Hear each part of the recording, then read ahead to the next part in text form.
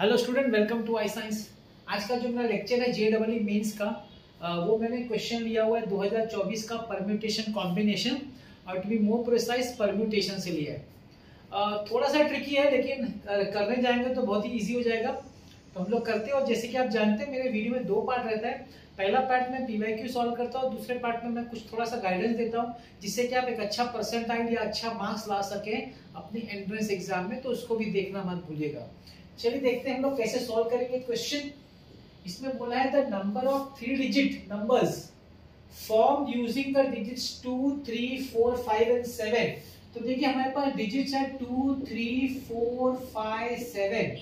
हमको 3 digit number बनाना है, 3 digit number. अब 3 डिजिट नंबर टोटल कितने बन सकते हैं, उसमें बोला है रिपीटिशन नॉट अलाउड। अगर मेरे पास ये 3 डिजिट नंबर मुझे बनाना है, तो पहला प्लेस के लिए मेरे पास 5 ऑप्शंस है, दूसरे प्लेस के लिए 4 ऑप्शंस है, और तीसरे प्लेस के लिए 3 ऑप्शंस है। तो टोटल हो जाएगा 60। अगर आप सब पॉसिबल ऑप्शंस देखेंगे तो ऐसे 60 नंबर बना सकते हैं जो 3 डिजिट नंबर होगा विदाउट रिपीटिशन। लेकिन ये नहीं पूछा उन्होंने पूछा है उसमें से कितने नंबर होंगे which are not divisible by 3। तो हम क्या करेंगे, हम डिविजिबल बाय 3 निकालेंगे और उसमें 60 में से उसको माइनस कर देंगे। मतलब हमारा जो फोकस रहेगा वो रहेगा डिविजिबल बाय 3 पता करो। अगर नॉट डिविजिबल बाय 3 बड़ा लंबा हो जाएगा करने जाएगा, तो डिविजिबल बाय 3 हो सकता है। मैं बताऊं तो कैसे, वो निकालिए 60 में से माइनस कर दीजिए तो आपको टोटल, ये देखिए एमसी इसमें आपको ऑप्शन नहीं दिया, मतलब ये न्यूमेरिकल टाइप समझ। ओके, अब डिविजिबल बाय 3 के लिए आपको पहले तो ये पता होना चाहिए कि डिविजिबिलिटी टेस्ट क्या है 3 के लिए।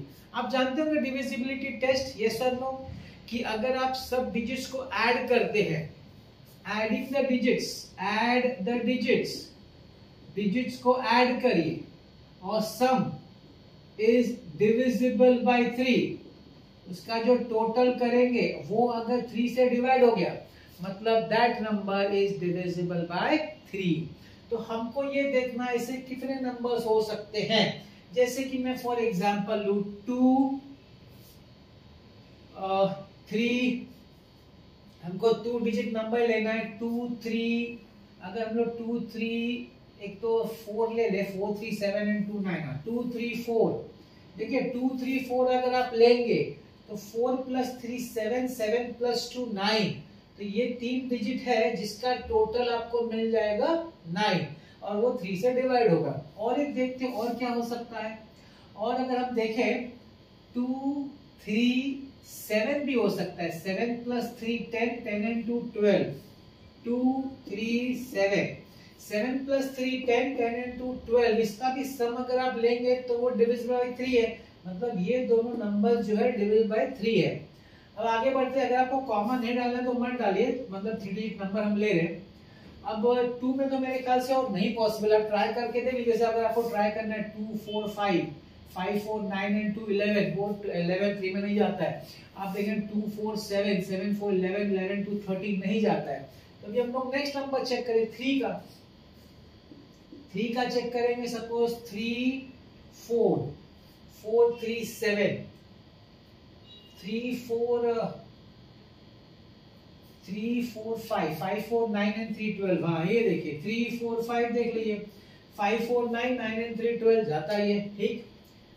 फिर हम लोग और क्या देख सकते हैं, अगर हम लोग देखें 7, 5, 12, 12 एंड 3 15, या 3, 5, 7 भी है भाई, 7 और 5 12, 12 और 3 15, वो भी 3 में डिविजिबल बाय।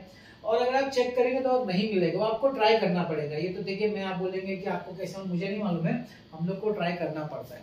आप ओरली ट्राई करिए, लिख के ट्राई करिए, आपको चेक करना पड़ेगा। मतलब आपको ऐसे 4 ऑप्शंस हैं ऐसे, ठीक है। अब क्या है, ये आपस में तो अपनी जगह एक्सचेंज कर सकते हैं ना। तो आपके पास टोटल 4 ऑप्शंस हैं, और हर ऑप्शन के पीछे 3 फैक्टोरियल है। आप समझ रहे 3 फैक्टोरियल, क्यों मैंने 3 फैक्टोरियल बोला, जैसे कि ये पे आप क्या 2, 3, 4 ये अपना एक्सचेंज कर सकते हैं ना, क्योंकि अरेंजमेंट है। अरेंजमेंट में पोजीशन भी इंपॉर्टेंट हो जाता है डिजिट्स का। तो 234, 324, 432, 423 कुछ भी हो सकता है ना। तो उसके लिए हमने कंसीडर किया 3 फैक्टोरियल, हर एक के लिए 3 फैक्टोरियल। ऐसे 4 ऑप्शंस है, तो 4 into 3 फैक्टोरियल। चलिए देखते हैं कितना होता है 4 into 3 factorial. 3 factorial 6, this is 24।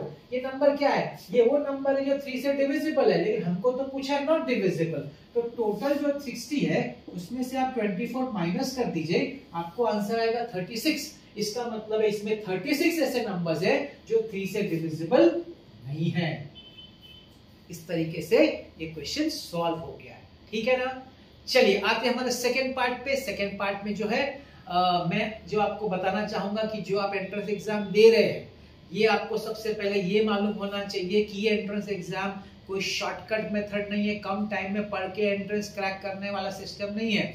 ये 5 दिन का टेस्ट मैच है, न कि 5 घंटे का T20। मतलब इसमें पेशेंस चाहिए, मेहनत लंबे समय के लिए चाहिए, डेडिकेशन चाहिए, परसिस्टेंस चाहिए, जो भी क्वालिटीज लंबे ड्यूरेशन के लिए चाहिए सब आप में होनी चाहिए। मेहनत करते रहना है, तब आप जाके इसको अचीव कर सकते हैं जो आप चाहते हैं, ठीक है ना। तो ये सबसे पहले दिमाग में रखिए कि 15 दिन, 2 महीना, 3 महीने में मैं कर लूंगा, नहीं हो पाएगा, डिफिकल्ट है ये मेहनत करना। अच्छा, इसमें 2-4 स्टेप्स है जो अगर आप फॉलो करेंगे तो आपका ये जर्नी है ना 5 दिन टेस्ट में जिसको मैंने बोला है, ये आसान हो जाएगा। पहला स्टेप क्या करना है, फॉर्मूला बुक खुद से बनाना है। मैं हर वीडियो में बोलता हूँ खुद बनाओ फॉर्मूला बुक। टीचर जब पढ़ाए क्लास में उसके हिसाब से आप एक फॉर्मूला बुक बनाते रहो और चेक भी करवा लो, मगर खुद बनाओ। मार्केट में अवेलेबल है, उसका हेल्प लो, लेकिन खुद लिखो। लिखने से क्या होता है, वो चीजें याद रहेगी, ठीक है ना। और लिखते रहने का और अपडेट करते रहने का और रोज उसको रीड करने का, रोज, सिर्फ उस दिन का नहीं, स्टार्टिंग से लेके सब रीड करने का जितना आपने लिखा है। जब भी आप फ्री हो, सोने से पहले, ट्रैवलिंग, कभी भी आप अपने पास रखिए और उसको रीड करते रहिए। बस इतना काम करिए। मैं आपको चैलेंज एश्योर करता हूँ, एग्जाम के एक दिन पहले आप वही पढ़ें, आपको वही रीड करना है। आपका 50% मार्क्स कंफर्म हो गया सिर्फ फॉर्मूला बुक की वजह से। आप जानते हैं क्यों? क्योंकि फॉर्मूला, डायरेक्ट फॉर्मूला, 50% क्वेश्चन तो डायरेक्ट फॉर्मूला है। जिसको फॉर्मूला आ गया वो तो डायरेक्ट अप्लाई करेगा, 50% मार्क्स कंफर्म होगा। कुछ बिना पढ़े भाई, बिना कोई एक सम सॉल्व के सिर्फ फॉर्मूला बुक से हो जाएगा। बहुत इंपॉर्टेंट है। दूसरा है ना, रेफरेंस बुक। मेरा मानना है 2 अच्छे से रेफरेंस बुक होने चाहिए प्रैक्टिस करने के लिए आपके लिए। और प्रैक्टिस कैसे करनी है, जैसे जैसे क्लास में टीचर ने करा दिया आपको MCQs, sorry not MCQs, concept सिखा दिया, आपको एमसीक्यू खुद करना है। फॉर्मूला बुक तो आप बनाइए, उसके मदद से जैसे भी करना है। टीचर के लिए नहीं रुकना है कि टीचर करेगा तो हम करेंगे, क्योंकि मेरा मानना है कि एमसीक्यू सॉल्व करने के लिए स्किल चाहिए, स्किल। ये ऐसा नहीं हो जाता है कोई लर्निंग वर्निंग चीज नहीं, कोई सिखा देगा मैं नहीं। वो क्या होता है ना, आपने जो चीज सीखी है उसको आपको अप्लाई करना है ना, तो अप्लाई करने के लिए यहाँ से वो चीज आनी चाहिए, वो स्किल होता है। टाइम लगेगा, इसलिए मैंने बोला 5 डे का टेस्ट मैच है, 5 घंटे का T20 नहीं है। टाइम लगेगा, काफी टाइम लगेगा। अगर आपका वो स्किल डेवलप नहीं हुआ है तो लगे रहने का, टीचर से डाउट्स पूछने का, नहीं आ रहा है खुद एनालाइज करने का, मेरे से ये एमसीक्यू सॉल्व क्यों नहीं हुआ, फ्रस्ट्रेट नहीं होने का, स्ट्रेस में नहीं आने का। टाइम लगेगा, टाइम देने का अपने आपको, लगे रहने का। धीरे धीरे स्किल डेवलप होगा, याद रखिएगा। टाइम लगेगा, डेवलप होगा। और जिस दिन डेवलप होगा ना, आप बिलीव नहीं करेंगे आप कितने सारे सम्स ओरली सॉल्व करेंगे, ओरली। ये मेरा आपको एश्योरेंस है। तीसरा, पीवाईक्यूज देखने का। पीवाईक्यूज से ट्रेंड पता चलता है, फिर आप अपने आप को टेस्ट भी कर सकते हैं कि आपने जो किया था, तो देखने का, सॉल्व नहीं करने का। तो मैं तो देखिए प्रोवाइड कर रहा हूँ, मेरे आप देख लीजिए, नीट है, JEE मेंस है, एडवांस है, सब है, आप उससे भी देख सकते हैं। पॉज करके आप खुद भी क्वेश्चन रीड करके आप खुद डिसाइड कर सकते हैं कि कैसे करने का, और चेक कर सकते हैं। ये सब तरीका, ये सब चीजें आपको अगर आप करेंगे तो मैं आपको बोलता हूँ ना, आप देखिएगा आपने कितना कॉन्फिडेंस आएगा, आपका इंप्रूवमेंट होगा। ये सब आप देखिएगा प्रोसेस में जब भी आप टेस्ट देंगे। और टेस्ट से बात याद है कि चौथा आपका इंपॉर्टेंट है टेस्ट। हफ्ते में 2 टेस्ट आपको देना चाहिए। एक टेस्ट जो आपने उस वीक में ना PCM का जो भी आपने प्रैक्टिस किया खुद, उसका एक टेस्ट होना चाहिए। और एक क्यूमुलेटिव, स्टार्टिंग से लेकर अभी तक का जितना भी पोर्शन हो गया उसका एक टेस्ट होना चाहिए। जनरली क्लासेस वाले बड़े क्लास का ऐप होता है तो कस्टमाइज टेस्ट हो सकता है, नहीं तो आजकल ऑनलाइन टेस्ट सीरीज मिलती है, कस्टमाइज आप ले लीजिए और सॉल्व करिए। बस ऑनलाइन फ्रॉड से बचने का, नहीं तो करने का। ये करिए, तो आप देखिए, तो ट्राई करके देखिए। आप देखेंगे इसमें देखिए कि ज़्यादा खर्चा नहीं है, ज़्यादा आपको किसी पे डिपेंड नहीं रहना है, सब आप ही को खुद करना है। तो बस है ना, लगे रहिए, लगे रहना है बस। एक बात का ध्यान रखिएगा, टाइम लगेगा, इस चीज़ को टाइम लगेगा और टाइम दीजिए आप। जब आप टाइम देंगे इसको ना, तब आपको एक्चुअल अच्छा सा रिजल्ट आएगा, जिससे आप खुद बिलीव नहीं कर पाएंगे भाई इतना अच्छा रिजल्ट आएगा, ठीक है ना। बस ये करिए। और मेरा वीडियोस है, मैं ला रहा है आपके लिए वीडियोस, आप ये देखते रहिएगा। आज का वीडियो आपने देखा उसके लिए बहुत बहुत धन्यवाद।